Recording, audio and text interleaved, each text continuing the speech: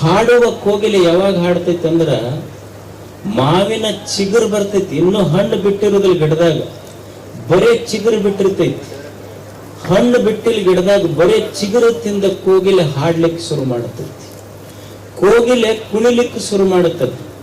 ಯಾವಾಗ ಕುಣಿತೈತಿ ಕೋಗಿಲೆ ಅಂದ್ರ ಮಳಿ ಬಂದಿಲ್ಲ, ಬರೇ ಮೇಘಗಳು ಬಂದು ಗರ್ಜನೆ ಮಾಡಿದ್ರೆ ಸಾಕು, ಗುಡುಗು ಹಾಕ್ತೈತಿಲ್ಲ, ಮೇಘಗಳು ಗುಡುಗಿದ್ರೆ ಸಾಕು, ಮೇಘಗಳ ಗರ್ಜನೆ ಕೇಳಿದ್ರೆ ನವಿಲು ಕುಣಿಲಿಕ್ಕೆ ಶುರು ಮಾಡುತ್ತೆ. ನವಿಲು ಮಳಿ ಬಂದಿಲ್ಲ, ಬರೇ ಮೇಘಗಳು ತೇಲಿ ಗರ್ಜನೆ ಮಾಡಿದ್ರ ನವಿಲು ಕುಣಿತಿತ್ತು. ಗಿಡದಾಗ ಹಣ್ಣ ಬಿಟ್ಟಿಲ್ಲ, ಬರೇ ಚಿಗುರು ಬಂದಿತ್ತು, ಚಿಗುರು ತಿಂದು ಕೋಗಿಲೆ ಹಾಡ್ತಿತ್ತು. ಮಾವಿನ ಗಿಡದಾಗ ಹಣ್ಣು ಬಿಟ್ಟು ಮನಿ ತುಂಬಾ ಹಣ್ಣು ತುಂಬಿದ್ರು ಮನುಷ್ಯ ಅಳ್ಕೊಂತ ಕುಂತಿದ್ದ. ಅದು ಒಂದು ಗಿಡ ಕೇಳ್ತವನಿಗೆ ಅಲ್ಲ, ನವಿಲಿಗೆ ಬರೇ ಮೇಘಗಳು, ಮಳಿನ ಬಂದಿಲ್ಲ, ಬರೇ ಮೇಘಗಳು ಗರ್ಜನೆ ಮಾಡ್ಯಾವ, ಆದ್ರೂ ಅದು ಕುಣ್ಯಾಕತ್ತು, ಡ್ಯಾನ್ಸ್ ಮಾಡಾಕತ್ತೈತಿ. ಕೋಗಿಲೆಗೆ ಹಣ್ಣಲ್ಲ, ಬರೇ ಚಿಗುರು ಬಿಟ್ರೆ ಚಿಗುರು ತಿಂದಷ್ಟು ಸಂತೋಷದಿಂದ ಹಾಡಾಕತ್ತು. ದೇವ್ರು ನಿನ್ನ ಮನಿ ತುಂಬಾ ಮಾವಿನ ಹಣ್ಣು ತುಂಬಿದ್ರು ನೀ ಯಾಕೆ ಅಳಾಕತ್ತಿ ಅಂತ ಮನುಷ್ಯ ಕೇಳದ. ಮನುಷ್ಯ ಅಂದ, ಇಲ್ಲಿ ಇನ್ನು ಮಾವಿನ ಹಣ್ಣಿಗೆ ರೇಟ ಸಿಗುವಲ್ಲ ನನಗಂತೀವ ಅಂತ. ನಮಗ್ ರೇಟ್ ಸಿಗುವಲ್ದು.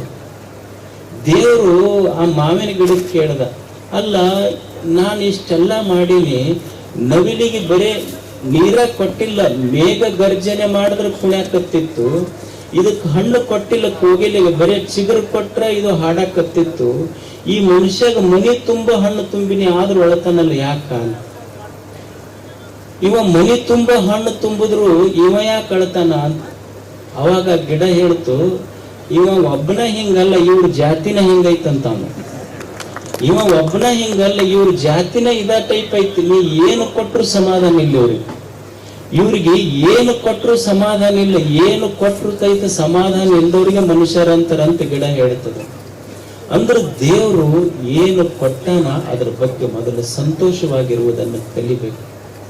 ಮನುಷ್ಯ ಜೀವನದಲ್ಲಿ ಎರಡನ್ನ ಕಲಿಯುವುದು, ಒಂದು ಧನ್ಯತಾ ಭಾವ ಇರಬೇಕು, ಇನ್ನೊಂದು ದಾಸೋಹಂ ಭಾವ ಇರಬೇಕು.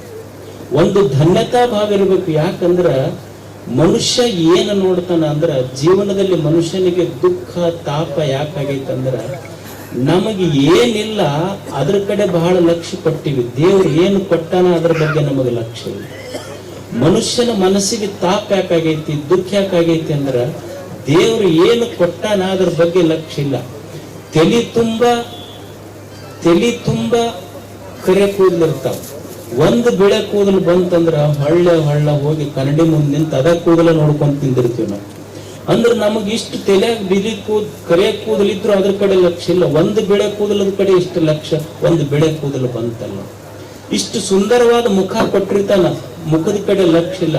ಒಂದು ಮಡುವಿ ಬಂತಂದ್ರೆ ಕನ್ನಡಿ ಮುಂದೆ ಹೋಗಿ ಅದನ್ನ ಒತ್ತುಕೊಂಡು ನಿಂತಿರ್ತೀವಿ, ಮುಖದ ಕಡೆ ಲಕ್ಷ್ಯ ಇಲ್ಲ. ಅಂದ್ರ ದೇವರು ನಮಗ ಮನುಷ್ಯನಿಗೆ ಯಾಕೆ ದುಃಖ ಆತು ಅಂದ್ರ, ಇನ್ನೊಬ್ಬರ ತಾಟ್ನೊಳಗೆ ಏನೈತಿ ಅದನ್ನ ನೋಡಿ ದುಃಖ ಪಡ್ತಾನೆ ಹೊರತು ದೇವ್ರು ನನ್ನ ತಾಟ್ನೊಳಗೆ ಏನ್ ಹಾಕ್ಯಾನ ಅದನ್ನ ನೋಡಿ ಉಂಡು ಸಂತೋಷ ಪಡುವ ಗುಣನ ಮರ್ತಾನಲ್ಲ, ಅದಕ್ಕೂ ದುಃಖ ಆಗಿದೆ ಮನುಷ್ಯ ಇದನ್ನು ಕಲಿಬೇಕು, ಧನ್ಯತಾ ಭಾವ ಕಲಿಬೇಕು. ದೇವರು ನಮಗೆ ಇಷ್ಟು ವರ್ಷದ ಆಯುಷ್ಯ ಕೊಟ್ಟನಲ್ಲ ಬದುಕಲಿಕ್ಕೆ, ಧನ್ಯತೆಯಿಂದ ಬದುಕುವುದಷ್ಟೇ, ಧನ್ಯತೆಯಿಂದ ಬದುಕಬೇಕು. ನಿಸರ್ಗ ಎಷ್ಟು ಮನುಷ್ಯನಿಗೆ ಅನುಕೂಲ ಮಾಡಿ ಕೊಟ್ಟೈತಿ ನೋಡಿ. ನಮ್ಮ ಹಡದ ತಾಯದ ನಿಸರ್ಗ ನಮಗೆಲ್ಲ ಎಷ್ಟು ಅನುಕೂಲ ಮಾಡಿ ಕೊಟ್ಟೈತಂದ್ರ, ನೀವೇನೋ ತಾಯಿಗೇನೋ ಆರಾಮಿರ್ಲಿಲ್ಲ ಅಂದ್ರ ದವಾಖಾನಿಗೆ ಹೋಗಿ ತಾಯಿ ಎದಿ ಕೊಯ್ದ್ರ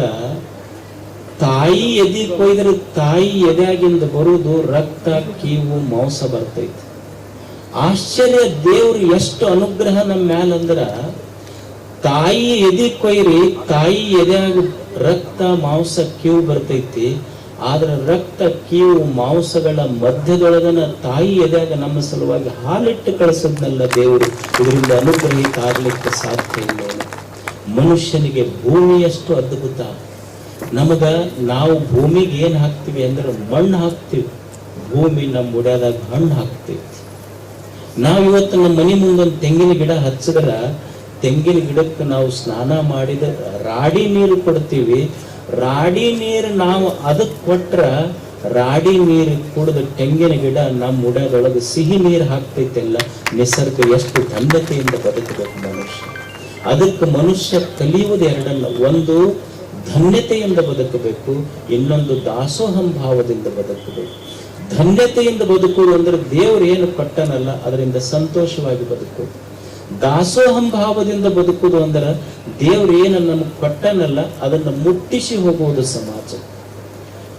ಯೋಗಿ ಯೋಗಿ ಅಂತ ಯಾರಿಗೆ ಅನ್ಬೇಕು ಅಂದ್ರ ಎಲ್ಲೋ ಗುಹೆಯಲ್ಲಿ ಕುಂತವರಲ್ಲ, ಎಲ್ಲೋ ಹಿಮಾಲಯದಲ್ಲಿ ಕುಳಿತವನು ಯೋಗಿ ಅಲ್ಲ. ಯೋಗಿ ಅಂತ ಯಾರಿಗೆ ಅನ್ನೋದು ಅಂದ್ರೆ ಯಾರು ಲೋಕಕ್ಕೆ ಉಪಯೋಗಿಯೋ ಅವನೇ ನಿಜವಾದ ಯೋಗಿ. ಯೋಗಿ ಉಪಯೋಗಿ ಆಗಬೇಕಾಗುತ್ತೆ. ಇಂಥ ಒಂದು ಸುಂದರ ಜೀವನವನ್ನ ಉಪನಿಷತ್ ಋಷಿಗಳು ಹೇಳ್ತಾರೆ. ಜಿಹೇಮ ಶರದಶತ, ಮನುಷ್ಯ ಭೂಮಿಯ ಮೇಲೆ 100 ವಸಂತಗಳನ್ನು ಕಳಿಬೇಕು. ಹೆಂಗ 100 ವರ್ಷ ಬದುಕಬೇಕು ಅಂದ್ರ ನಾನೂ ಸಂತೋಷವಾಗಿ ಬದುಕಬೇಕು, ನನ್ನ ಜೊತೆಗಿರುವವರು ಸಂತೋಷವಾಗಿರಬೇಕು. ಇಷ್ಟೇ ಅಲ್ಲ, ನಮಗೇನು ದೇವರೊಂದು ಜೀವನವನ್ನು ಕೊಟ್ಟನಲ್ಲ, ಈ ಜೀವನ ಕೊಟ್ಟ ದೇವರೇ ಸಂತೋಷ ಪಡ್ತಿರ್ಬೇಕು. ಹಂಗ ಒಂದು 100 ವರ್ಷ ಮನುಷ್ಯ ಭೂಮಿಯ ಮೇಲೆ ಕಳಿಬೇಕು. 100 ವರ್ಷಗಳ ಆಯುಷ್ಯ ಸಂತೋಷದಿಂದ ಕಳಿಬೇಕಂತ ಮನುಷ್ಯ ಅಳ್ಕೊಂತ ಕಳೆಯುವುದಲ್ಲ. 100 ವರ್ಷ ಜೀವೇಮ ಶರದಶತ, ಮನುಷ್ಯ 100 ವರ್ಷಗಳ ಕಾಲ ಭೂಮಿಯ ಮೇಲೆ ದೇವರೇನು ಆಯುಷ್ಯ ಪಟ್ಟಾನ ಸಂತೋಷದಿಂದ ಕಳೆಯುವುದು. ಈಗ 100 ವರ್ಷ ಬದುಕೋದು ಕಷ್ಟ ಇದೆ. ಯಾರೋ ಒಬ್ಬರಿಗೆ ಡಾಕ್ಟರ್ ಹತ್ರ ಹೋದ್ರಂತ, ಜ್ಯೋತಿಷಿಗಳ ಹತ್ರ ಹೋದ್ರು. ಅಲ್ರಿ ನಾ 100 ವರ್ಷ ಬದುಕಬೇಕು ನೋಡ್ರಿ. ಅವ್ರು ಎಲ್ಲ ತೆಗೆದು ನೋಡಿದ್ರು, ಪಾಪ ಕುಂಡ್ಲಿ ಗಿಡ್ಲಿ, ಇಲ್ಲಪ್ಪ ಈಗೆಲ್ಲ ಬಹಳ ರೋಗಗಳು ಬಂದಾವ, 100 ವರ್ಷ ಬದುಕಕ್ಕಾಗೋದಿಲ್ಲ. ಅವಾಗ ಮತ್ತವ ಡಾಕ್ಟರ್ ಹತ್ರ ಹೋದ್ನಂತ. ಡಾಕ್ಟರ್ ಹತ್ರ ಹೋಗಿ ನಾವು 100 ವರ್ಷ ಬದುಕ್ಬೇಕು ನೋಡ್ರಿ, ಏನ್ ಮಾಡ್ಬೇಕು?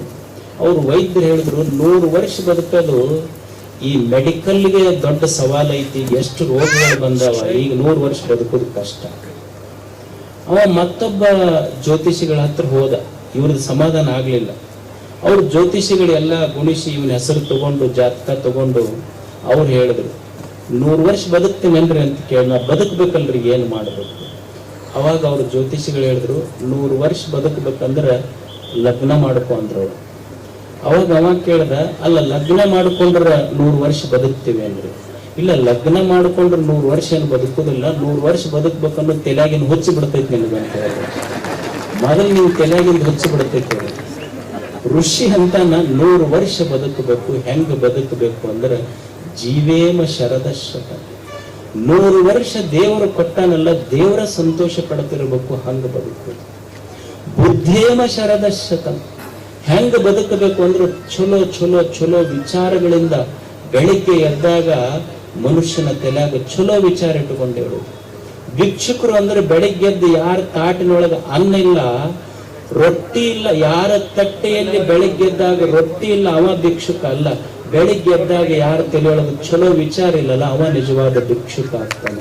ಬೆಳಿಗ್ಗೆ ಎದ್ದಾಗ ಚಲೋ ವಿಚಾರಗಳಿರಬೇಕು. ನಮಗೇನೈತಿ, ಕಾಲಾಗ ಬ್ರ್ಯಾಂಡೆಡ್ ಹಾಕೊಂತೀವಿ, ನಾವು ಪಾದರಕ್ಷೆ ಖರೀದಿ ಮಾಡ್ತೀವಿ, ಏನಂತೀವಿ ಅಂದ್ರೆ ಬ್ರ್ಯಾಂಡೆಡ್ ಇರ್ಬೇಕಂತ. ಮನುಷ್ಯನ ಬದುಕು ಯಾಕೆ ಹೀನಾಯ ಆಗೈತಿ ಅಂದ್ರೆ ನಮ್ಮ ಕಾಲಾಗ ಬ್ರ್ಯಾಂಡೆಡ್ ಅದಾವ, ಆದ್ರೆ ತಲೆಯಾಗ ಬ್ರ್ಯಾಂಡೆಡ್ ವಿಚಾರಗಳಿಲ್ಲ ಅಷ್ಟೇ. ಕಾಲಾಗಲ್ಲ, ತಲೆಯಾಗ ಬ್ರ್ಯಾಂಡೆಡ್ ವಿಚಾರಗಳನ್ನ ಇಟ್ಟುಕೊಂಡು ಬದುಕಬೇಕು ಮನುಷ್ಯ.